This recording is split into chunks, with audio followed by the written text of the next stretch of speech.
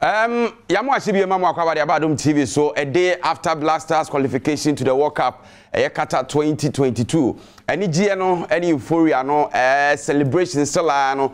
Eguswa won from Ghana for the donana when GMO. But fortunately for us, just a day after, say a qualifier, far away Nigeria no, and the President of the Republic, Ejina Omeyama Maraso said, "A channel Safibia Shasiano."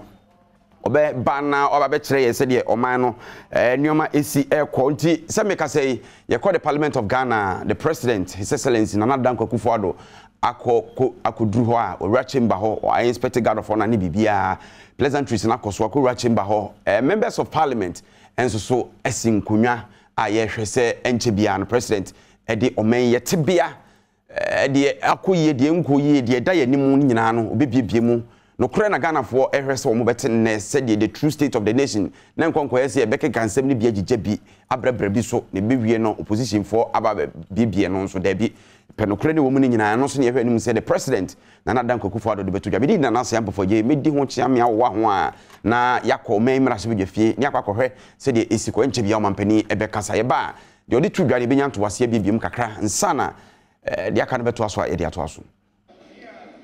We have His Lordship the Chief Justice,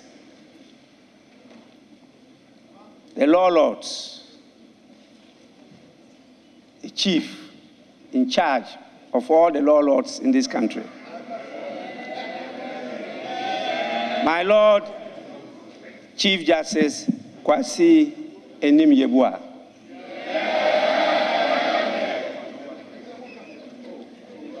we also have the presence of our First Lady. Our First Lady, Her Excellency Mrs. Rebecca Akufo-Addo.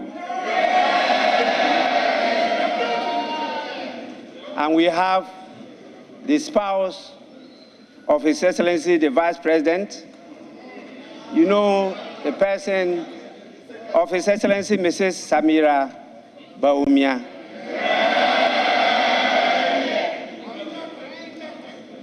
We are privileged to have the chairman of the whole Council of State present here.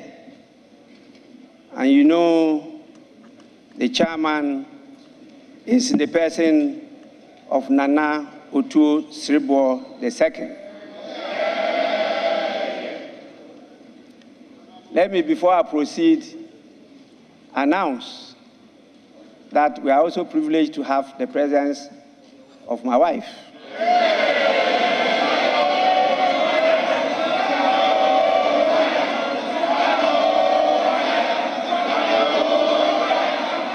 The spouse of the Speaker of Parliament. I christened them as the left, right honorable speakers. And she is in the person of Madam Alice Ajua Yunus. We are also privileged to have the presence of the former First Lady, a very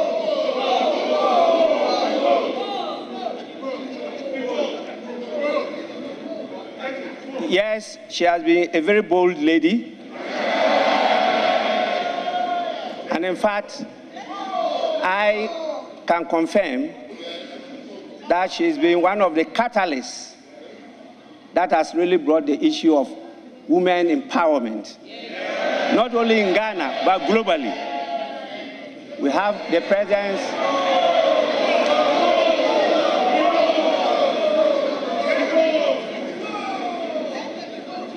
presence of Her Excellency Nana Konadu Agyeman Rawlings.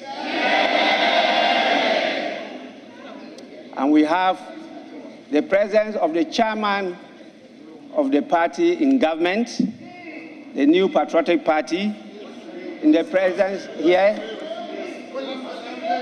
He was, as you know, a former first Deputy Speaker and also a former second Deputy Speaker, and that used to be called the Elembele Mugabe. He is in the person of Honorable Freddie Blay.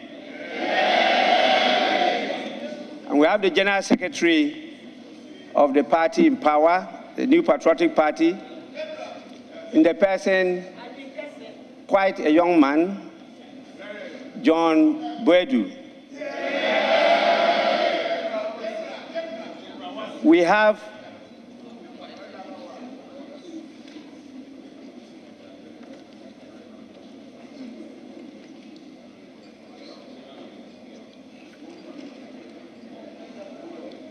honorable members, my attention has just been drawn that we have with us the whole Chief of Staff. She used to be in charge of my wife's in Parliament here. And now she's the Chief of Staff of the whole country. But I still refer to her as my senior wife. She is in the person of Honorable Akosua Frema Opare.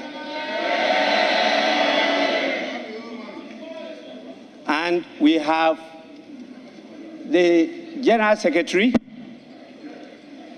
of the alternative government in the person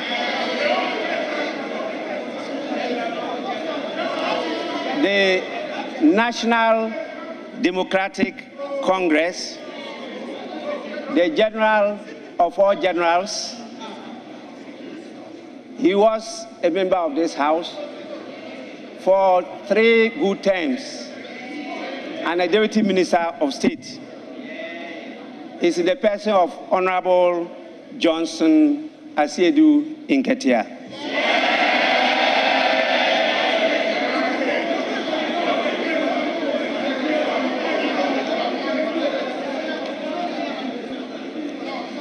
With all this galaxy of important men and women, statesmen, definitely my expectation is that the dignity of this House, the majesty and aura of this House will be enhanced.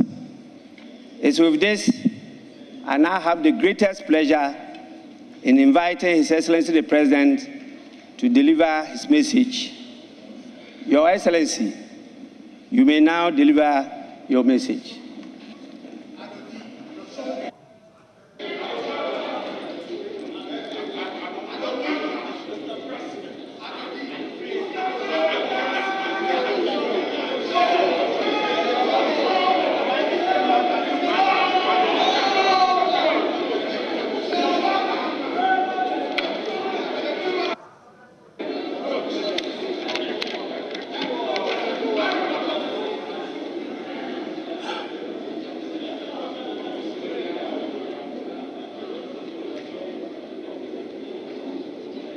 Mr. Speaker, it is always an honor and a pleasure to be back here where I was a 3-time member to give a message on the state of the nation as required by the Constitution. Mr. Speaker, I hope you forgive me if I begin by asking members of the House to join me to salute the management, technical, and playing teams of the Black Stars.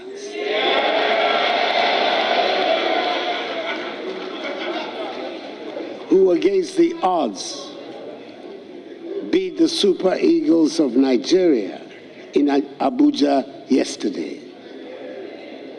Their qualification for the World Cup has brought so much joy to Ghanaians, and we're looking forward to an outstanding performance in Qatar. 3 cheers for the Black Stars.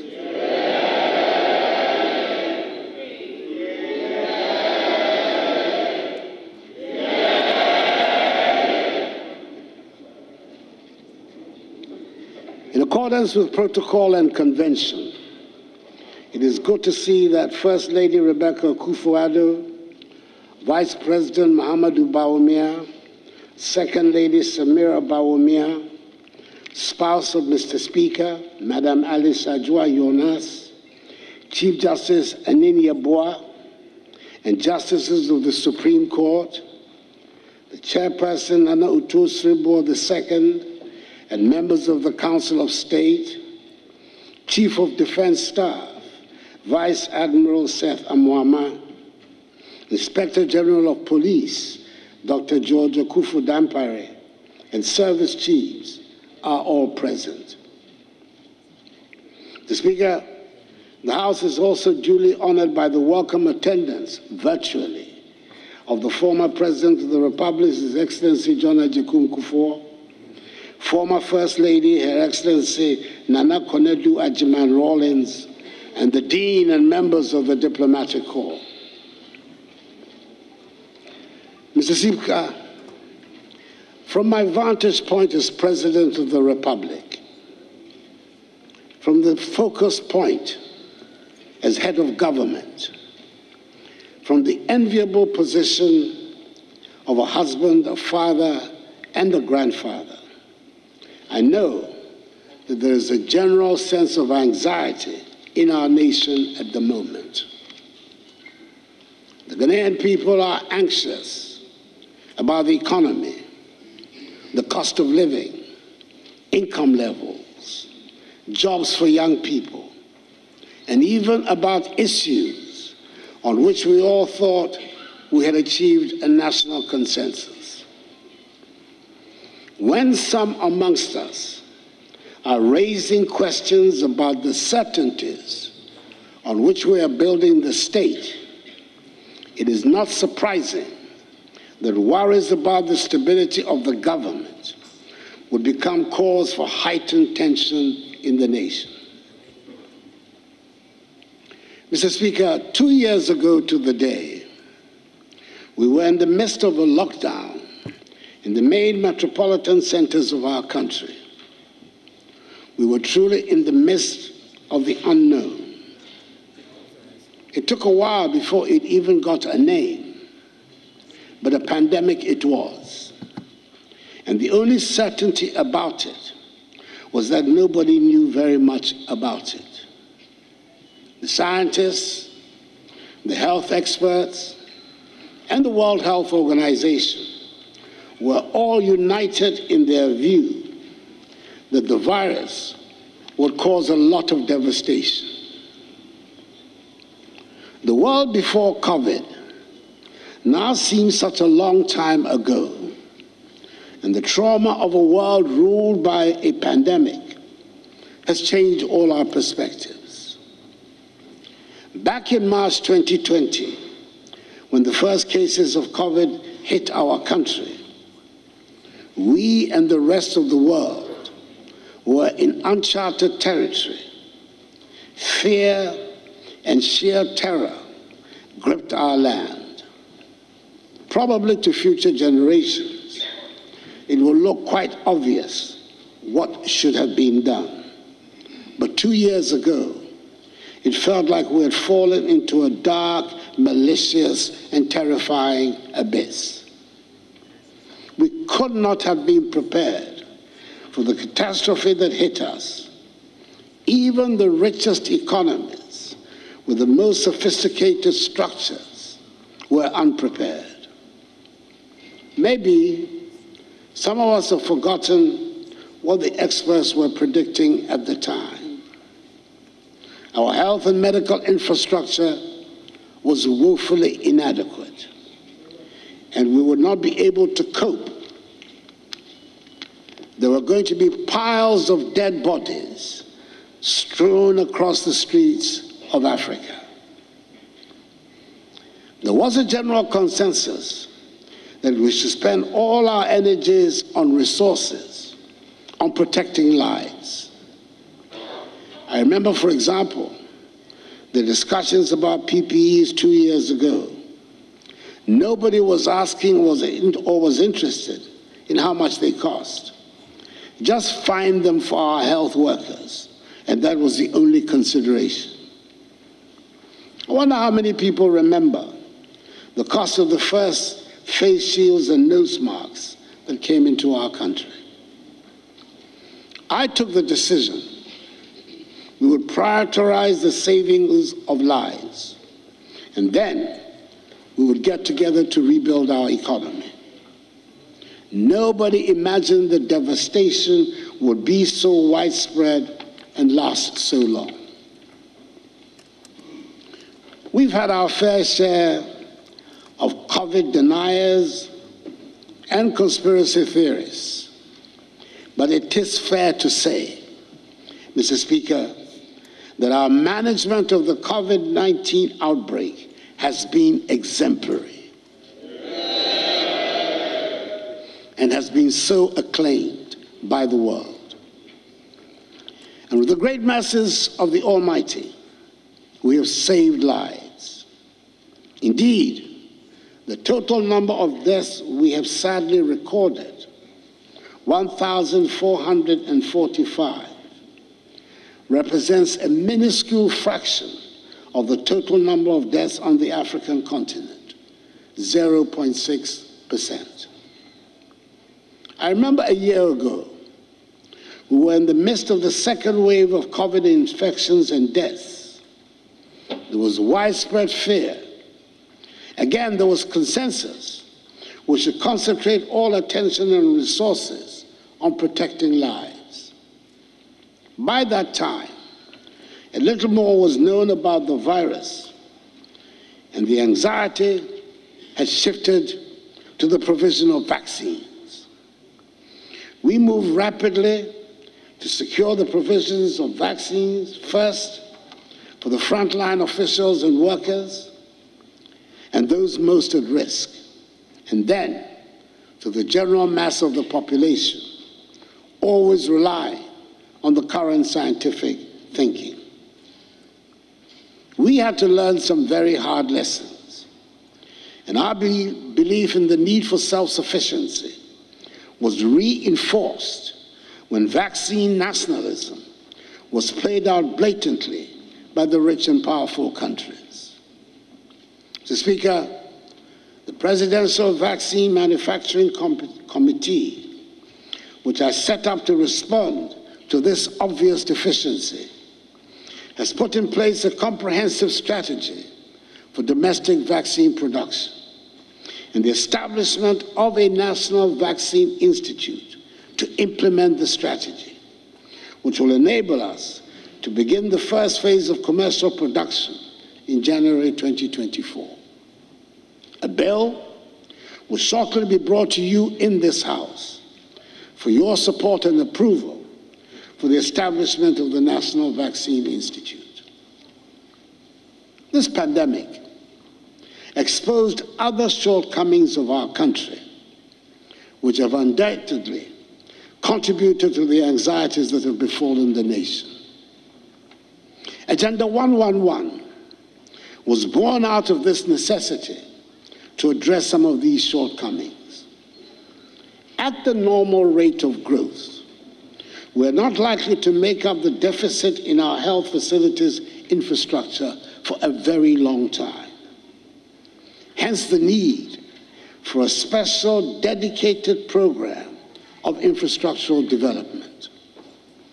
We are undertaking the construction of 101 entities, which comprise standard 100-bed district hospitals for 101 districts without hospitals, with accommodation for doctors and nurses.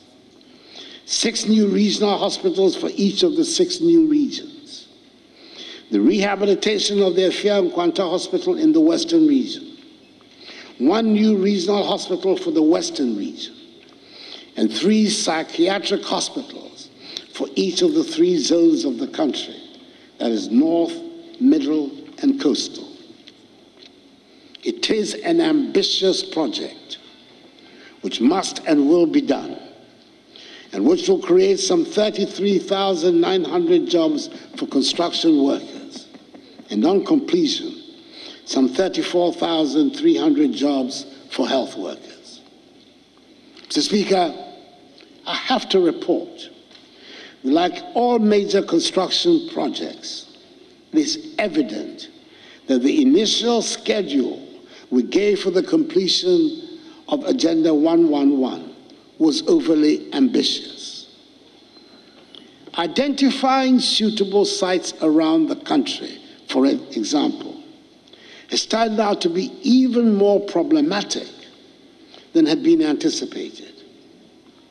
I am now able to say that a great deal of the preparatory work has now been completed, and work has started at 87 of the 111 sites.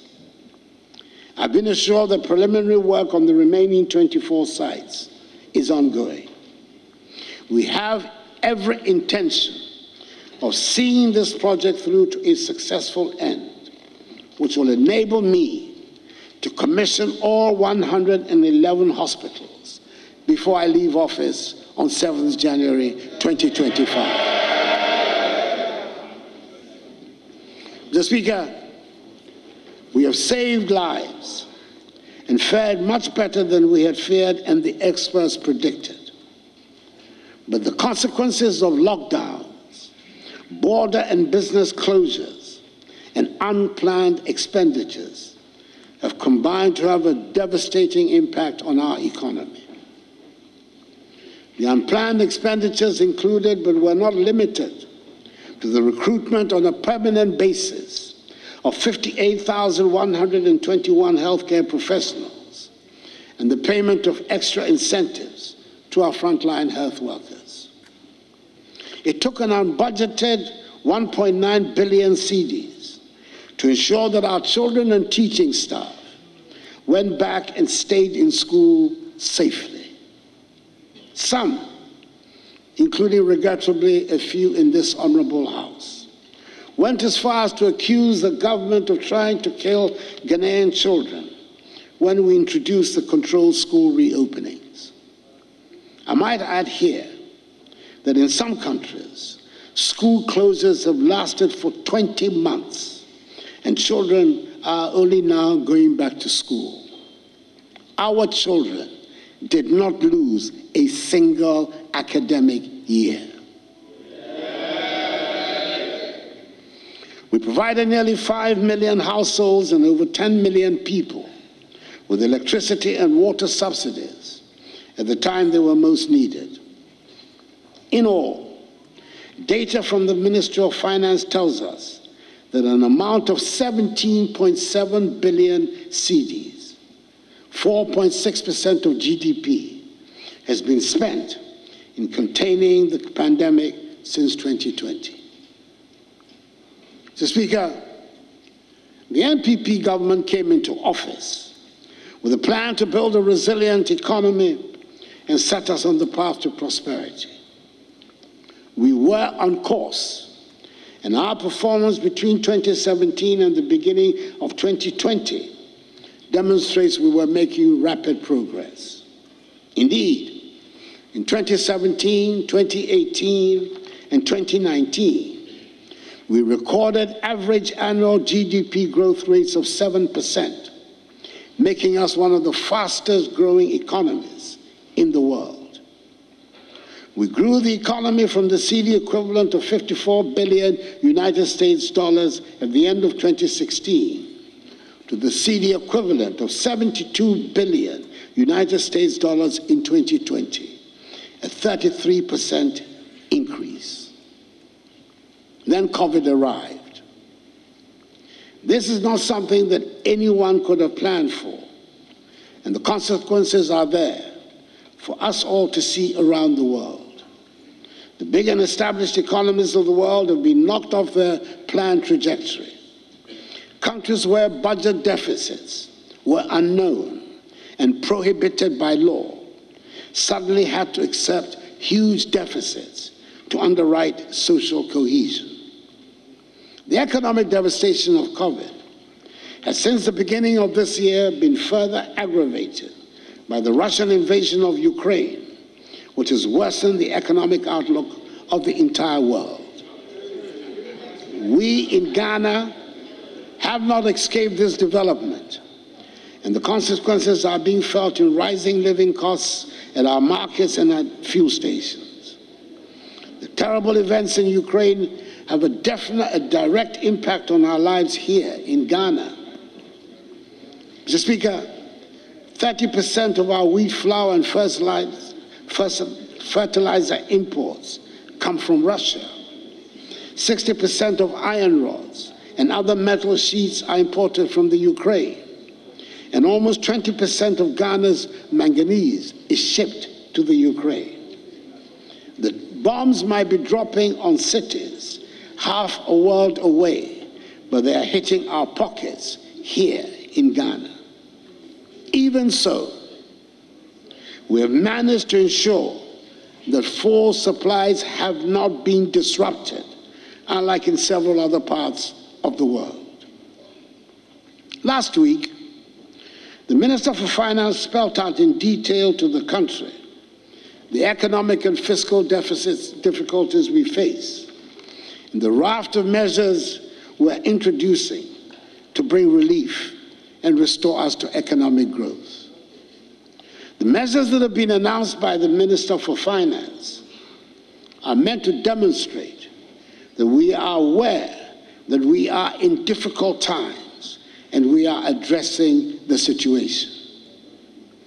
The belt-tightening measures being set for members of the executive have been elaborated within this context. And I'm hoping that you're going to join us in this undertaking. This government remains alive to its responsibilities to the Ghanaian people.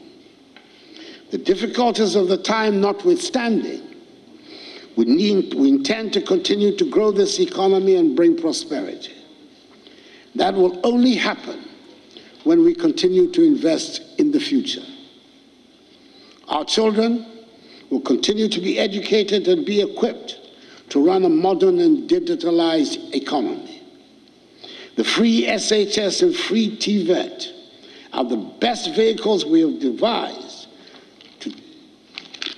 to take us to the realization of our goal of an educated and skilled workforce.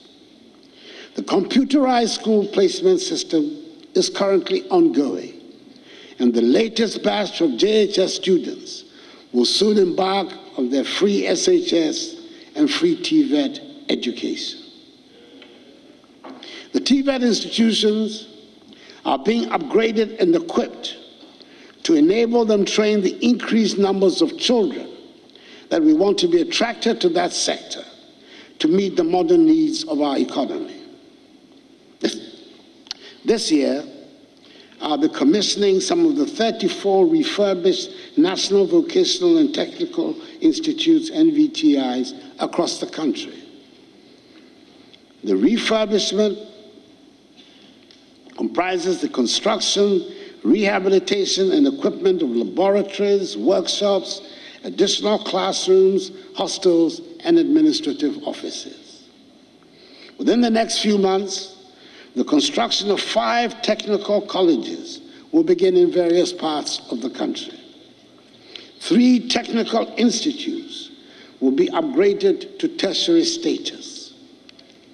The initial phase for the construction of 9 TVET campuses will commence next month in Bosomtwe, Achimewisa, Boakon, Kenyase, Patuda, Dambai, Larabanga, Guabuliga, and Tolibri.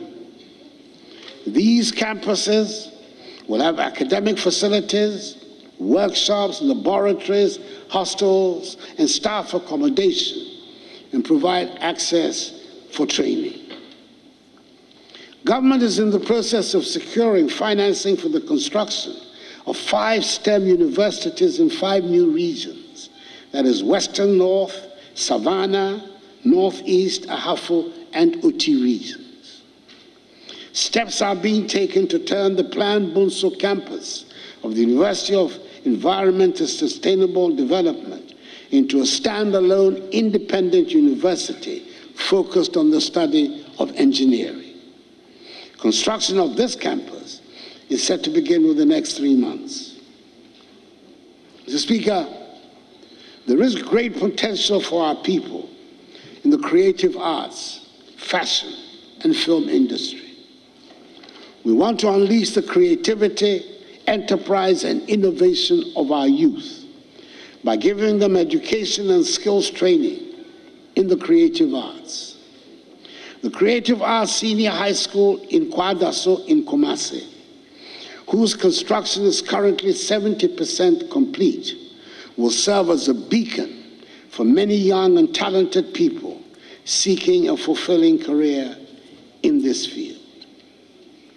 Mr. Speaker, I recall with nostalgia the end of year 2019, just before the onset of COVID, when the world came to Ghana in that December to remember. And we were the happy place to be at the end of our year of return. Ghana continues to lead the push for African Renaissance through the decade-long Beyond the Return project. The December in Ghana component of this project has positioned Ghana as the destination to visit every December. Last year, the country recorded some 623,523 visitors, up from the 55,108 visitors the year before, signifying a marked rebound of our tourism sector. We should recapture those glorious moments and build on them as we work hard to reclaim what we lost to the COVID years. Government is therefore undertaking a comprehensive renovation and modernization of tourist attractions across the country, such as the Cape Coast and Elmina Castles, Kwame Nkrumah Memorial Park, which will enable us to position Ghana as the preferred tourism destination in West Africa. Mr. Speaker, government is determined to make our country the place where hard work pays good dividends. We've made substantial investments in the agriculture sector. For example, because we recognize this is where a substantial number of our people make a living. The successes of the program for Planting for Food and Jobs have transformed the lives of many farmers around the country. I'm glad to announce that the Tono Irrigation Dam has been fully rehabilitated and is back to life and fully operational, and is serving the needs of many farmers in the areas around them. The result of significant investment by my government in the Ghana Commercial Agriculture Project has resulted in the availability of a total of 13,190 hectares of additional irrigable land through the rehabilitation of Tono, Pong Left Bank, and Pong irrigation schemes for rice and vegetable cultivation. Immediate benefits arising from the scheme include improved rice yields, increasing from 4.5 tons per hectare to 5.5 tons per hectare, leading to increased production and growth in farm incomes.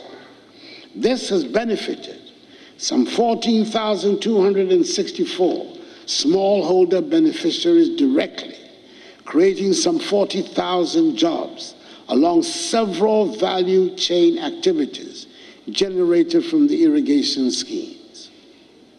In particular, at the Pond Left Bank Irrigation Project, government through the Ministry of Food and Agriculture has recently engaged 9 large-scale investors in addition to smallholder farmers in the Pond Left Irrigation Project, who will be producing rice, maize, and vegetables on 1,300 hectares, using modern production technologies to achieve improved productivity and production within the next 3 months. Government has also invested in the vegetable sector through the Ghana Peri-Urban Vegetable Value Chain Project. We provided irrigation infrastructure covering a total of 541 hectares, which directly impacts vegetable farmers in the Greater Accra region. In addition to these farmers, we've also provided inputs and technical support to vegetable farmers at Hikpo in the Volta region and Asokwa in the Ashanti region. The project has provided off-taker arrangements for both domestic and international markets. The construction of 80 warehouses with a combined storage capacity of 80,000 metric tons has been completed, and their entry into the food production chain is offering better protection to the harvests of farmers. There is no doubt that for the vigorous interventions we have made in agriculture in the past 5 years, which have made us more self-reliant in our food needs, our country would have been at much greater risk as the fallout from the dramatic worldwide increases in freight charges hit prices in our markets and on our supermarket shelves. Mr. Speaker, the cocoa industry has marked a lot of interesting and far-reaching achievements this past year, including producing 1,047,385 tons, the highest ever recorded in Ghana's history. Together with our counterparts in Côte d'Ivoire, we have addressed the inequalities in the international marketing system of cocoa by paying a living income differential of $400 per ton of cocoa to our farmers. This is a remarkable initiative that cushions the income of the Ghanaian cocoa farmer, the backbone of our economy. I want to draw attention to one other innovation in the industry that appears to be a small item. A non-adjustable electronic weighing scale has been introduced for the purchase of cocoa from our cocoa farmers. This scale, which was introduced at the start of the cocoa season in October, has been approved by the Ghana Standards Authority. It cannot be tampered with by purchasers. Not many people outside the cocoa industry will realize the significance of the introduction of this little bit of technology. But it brings to an end one of the main sources of distrust between cocoa farmers and officialdom. The age-old belief and suspicion that cocoa farmers are being cheated by tampering with the weighing machines has come to an end. The same use of technology to attract more young people into agriculture is continuing with the training of 537 youth in the production of high-value vegetables using greenhouse technology. 190 of them have been on an 11-month internship in Israel, and they are back with a lot of enthusiasm. We are expecting great things from them. Indeed, Mr. Speaker, we're expecting greater things from the greater use of technology and the digitalization of our economy as a whole. I'm happy to report that the National Identification Card, the Ghana Card, has finally been integrated into our everyday lives as a cradle-to-grave necessity. Never again will it be that someone born in this country will live a full life, die and be buried without any record of his or her existence. The operations of the birth and death registry are finally being digitized to make sure the documents issued from that department are accorded the respect they should have.